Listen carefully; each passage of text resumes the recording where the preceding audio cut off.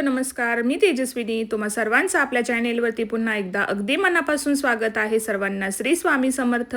I hope की तुम्ही सगळेजण मस्त आणि मजेत असाल. स्वामी महाराज तुम्हा सर्वांच्या मनातले चांगल्या इच्छा पूर्ण करू देत. आजचा व्हिडिओ शेवटपर्यंत नक्की कंटिन्यू करा आणि तुम्हाला कसा वाटला कमेंट करून मला नक्कीच सांगा. व्हिडिओ आवडला असेल तर व्हिडिओला लाईक आणि चॅनेलला सबस्क्राईब मात्र नक्की करा. लाईक केल्यानंतर खाली एक हाईपचं ऑप्शन दिसेल, त्याच्यावरती सुद्धा जाऊन एकदा नक्कीच क्लिक करा. तर चला तर मग आजच्या व्हिडिओला सुरुवात करूयात. तर सुंदर दिवसाची सुंदर अशी सुरुवात झालेली आहे आणि आज होता रविवारचा दिवस. रविवारचा दिवस म्हटलं की सुट्टीचा दिवस आणि सुट्टीचा दिवस असला की सगळं रुटीन जे आहे ते अगदी निवांत राहतं. आठवड्यामध्ये ना 5-6 दिवसांमध्ये इतकी जास्त दगदग होते. सकाळची सगळी कामं लवकर आवरावी लागतात. त्यामुळे बाहेर येऊन असं जे आहे निसर्गाचं वातावरण असं पाहायलाच भेटत नाही. खूप जास्त घाई असते. त्यामुळे सकाळचा स्वयंपाक वगैरे पटकन आवरून घ्यायचा असतो. जीविकाचा टिफिन रेडी करायचा असतो आणि मग तिला सुद्धा रेडी करायचं असतं. या सगळ्यांमध्ये बाहेर येणं अजिबातच शक्य होत नाही. फक्त आपलं काम जे आहे ते पटकन आवरून घ्यायचं असंच माझं चाललेलं असतं. पण रविवारचा दिवस म्हटलं की थोडंसं माझं रुटीन निवांत असतं. आता सुट्टीचा दिवस असला तर मग एखादं काम मागे पुढे झालं तरी सुद्धा चालू शकतं. म्हणून मग सकाळी पहिल्यांदा बाहेर आले. आईंनी तुळशीमध्ये छान अशी अगरबत्ती वगैरे लावून घेतलेली होती आणि त्याचा सुगंध सगळ्या कंपाऊंडमध्ये दरवळत होता. आंघोळ वगैरे करून फ्रेश झाले आणि मग म्हटलं चला आज आपण सुद्धा बाहेर म्हटलं थोडंसं फेरफटका मारून येऊयात. आता नाश्ता वगैरे बनवायचा होता, पण आता जीविकाचा टिफिन वगैरे काही नव्हता, त्यामुळे जास्त काही घाई गडबड नव्हती. म्हणून सकाळी आधी पीठ वगैरे मळून घेतलं, चपाती वगैरे बनवून घेतली. त्यानंतर बटाट्याची रस्सा भाजी सुद्धा बनवलेली होती. सोबतच कुकर वगैरे सुद्धा लावून घेतलेला होता. त्यानंतर मग नाश्त्यामध्ये म्हटलं काहीतरी वेगळं आज आपण बनवूयात. तर मग आज म्हटलं सँडविच बनवूयात आणि मग इथे मी बटाटे कुकरला जे आहे ते लावून घेतलेले होते. आणि मग म्हटलं आता बटाटे उकडलेले आहेत तर पटकन सोलून वगैरे घेऊयात.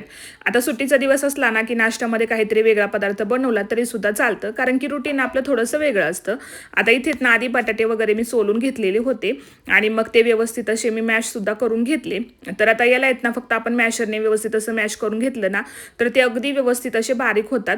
तर मग आता त्याच पद्धतीने मग मी ते व्यवस्थित असे बारीकसुद्धा करून घेतले आणि त्यानंतर मग त्यामध्ये मी चवीनुसार मीठ टाकलं. त्यानंतर थोडीशी हळदसुद्धा मी यामध्ये ॲड केलेली आहे आणि मिक्सरमध्ये मी लसूण आणि मिरची यांची बारीक अशी पेस्ट करून घेतलेली होती, ती सुद्धा यामध्ये ॲड केली. आता मिरची जर आपण अखंड टाकली ना तर ती आपल्याला दाताखाली सुद्धा येते आणि मग त्याचा थोडासा तिखटपणा आपल्याला जास्त जाणवतो. म्हणून मग मी मिक्सरला त्याची बारीक पेस्ट करून घेतली आणि भरपूर अशी कोथिंबीर आपल्याला यामध्ये घालायची आहे.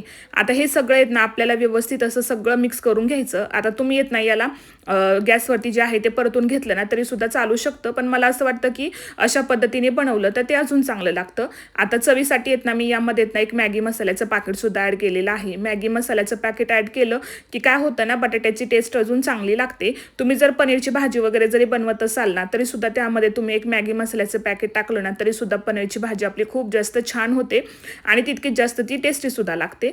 तर आता इथे मी सगळं जे आहे ते व्यवस्थित असं मिक्स करून घेतलं आणि मग आता म्हटलं चला आपली जी तयारी आहे ती पुढची सुरू करूयात.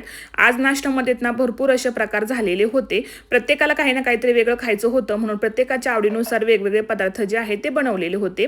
तर आता मग म्हटलं आधी सँडविच बनवायचं होतं, पण तेवढ्यात जीविकाचं चाललेलं होतं की मम्मी मला पिझ्झा जो आहे तो बनवून दे. आता बाहेरचा पिझ्झा जो आहे ना तर तो आम्ही काही आणत नाही, कारण की आता सध्या आपण मोबाईलला खूप जास्त काही बघतो, त्यामुळे असं वाटतं की नकोच. आणि 5-6 दिवस झालं तिचं चाललेलं होतं की तिला पिझ्झा खायचा आहे, पण तिचे पप्पा काही तिच्यासाठी तो बेस वगैरे काही मार्केटमधून आणतच नव्हते.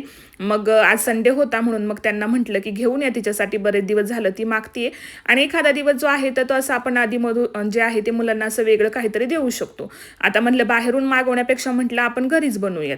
मग पिझ्झा बेस बाहेरून आणलेला होता आणि मग बाकीचं सगळं मी घरीच बनवलेलं होतं आणि मग आता तिच्यासाठी पिझ्झा बनवलेला होता. तर मग तिकडे कढईमध्ये तो पिझ्झा होतोय. त्यानंतर दुसऱ्या शेगडीवरती बटाट्याची भाजी सुद्धा टाकलेली होती आणि आमच्यासाठी ते सँडविच सुद्धा मी बनवत होते. आता हे सँडविच मेकर मी ऑनलाईन मागवलेलं आहे आणि तुम्हाला जर हवं असेल तर प्रोडक्ट मी टॅग करेल. अगदी स्वस्तात मस्त आहे. आणि आता याच्यावरती मी आधी ब्रेडवरती बटाटा वगैरे टाकून घेतला. त्यानंतर त्यावरती भरपूर असं चीज टाकलं आणि मला असं वाटलं की हे जे ब्रेड आहे ते जर आपण या सँडविच मेकरमध्ये ठेवलं तर ते चिटकेल म्हणून मी काय केलं, त्यावरती ना थोडंसं अमूल बटर जे आहे ते सुद्धा ॲड केलं आणि ते गॅसवरती ठेवलं.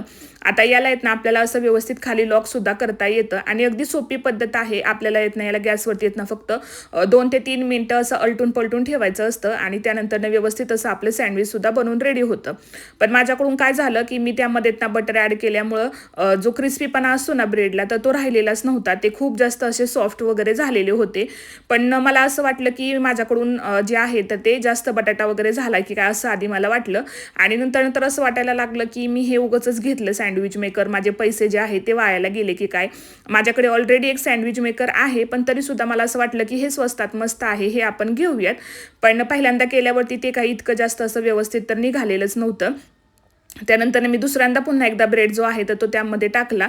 म्हटलं ते कसं होतंय ते पाहूयात. आणि जीविकासाठी बघा इथे छान असा चीजी पिझ्झा सुद्धा बनवून रेडी आहे.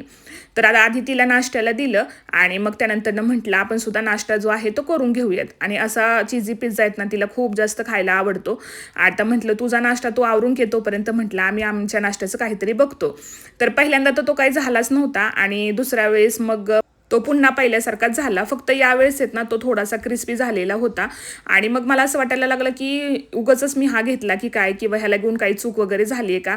त्यानंतर मग माझ्या लक्षात आलं की याला ना आपण बटर न लावताच ब्रेड जो आहे तो बनवून घेऊयात. आणि तिसऱ्या वेळेस ज्यावेळेस मी करायला घेतला ना, तो एकदम परफेक्ट झाला होता. तुम्ही इथे प्लेटमध्ये सुद्धा बघू शकता, छान असा क्रिस्पीपणा त्या आलेला होता. आणि कुठूनच बटाटा वगैरे जो आहे तो बाहेर असं साईडला वगैरे निघत नव्हता. आणि खूप जास्त चीजी असं सँडविच सुद्धा बनलेलं होतं.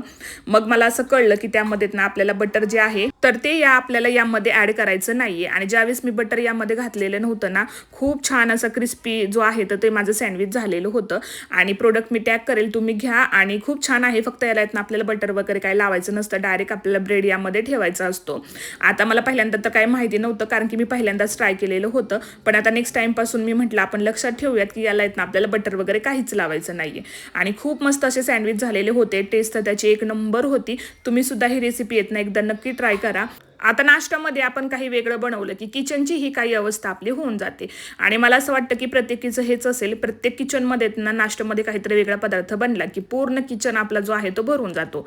आता काहीतरी वेगळं खायचं म्हटलं की मग हा असा पसारा तर होणारच. तर मग आता किचनमध्ये भरपूर असा पसारा झालेला होता. तर म्हटलं आधी तो आवरून घेऊयात आणि मग म्हटलं आपलं बाकीचं राहिलेलं काम जे आहे ते आवरून घेऊयात. आता नाश्त्यामध्ये काहीतरी वेगळं बनलं ना की किचन पूर्ण जो आहे तो मेसी होऊन जातो आणि ते आवरता मात्र आपले नाकी नऊ येतात. पण आता जिभेचे चोचले आहेत तर ते पुरवावेच लागतील. सुट्टीचा दिवस म्हटलं की काहीतरी वेगळं खाण्याची इच्छा आपल्याला होते. आता बाहेरून आणण्यापेक्षा म्हटलं चला आपणच घरी जे आहे ते बनवून घेऊयात.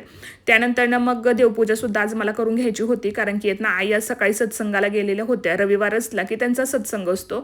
आणि तेथून आल्यानंतर मग आज शेतामध्ये जे आहे ते खुरपणी सुद्धा चालू होती, तर त्यांना तिकडे जायचं होतं. त्यामुळे आज देवपूजा सुद्धा करायची राहिलेली होती. मग माझी कामं आवरली आणि मग देवपूजा मी करायला घेतली.